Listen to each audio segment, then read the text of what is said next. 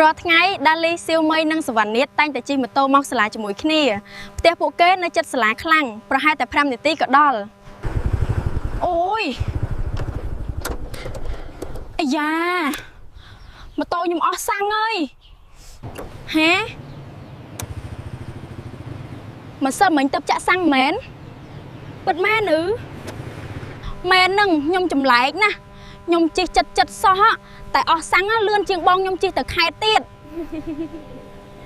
ខ្ញុំដឹងហើយព្រោះសាំងមានអារម្មណ៍ថាផ្លូវចិត្តពេកវាធុញវារត់ចេញពីម៉ូតូសាំងមានអារម្មណ៍ទៀតលោកគ្រូហេតុអីម៉ូតូជិះចិត្តសោះអស់សាំងជាងជិះឆ្ងាយសំណួរសួរបានល្អការចាប់ផ្ដើមចលនាបាទគឺត្រូវការថាមពលច្រើនពេលម៉ូតូចាប់ផ្ដើមពីឈប់ទៅរត់វាត្រូវប្រើថាមពលច្រើនដើម្បីយកឈ្នះកម្លាំងនៃចលភាពនិងធ្វើឲ្យម៉ូតូមានល្បឿនអូដូចខ្ញុំពេលគេងពេលម៉ាក់ដើរក្រោកពិបាកណាហ៎មែនអ្នកក៏មានចលភាពដែរពេលជិះចិត្តអ្នកតែងចាប់ផ្ដើមម៉ាស៊ីនបញ្ឈប់ម៉ាស៊ីនឈប់ភ្លើងស្តុបឈប់ទិញញ៉ាំចាប់ផ្ដើមម្ដងប្រើសាំងច្រើនចំណែកឯជិះឆ្ងាយពេលល្បឿនថេរ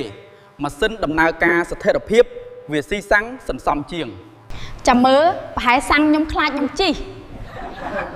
សាំងមិនខ្លាចអ្នកទេតែអ្នកជិះវល់ហ្នឹងសាំងខ្លាចសកប់មកការចាប់ផ្ដើមចលនាត្រូវការថាមពលច្រើនជាងការរក្សាល្បឿនថេរ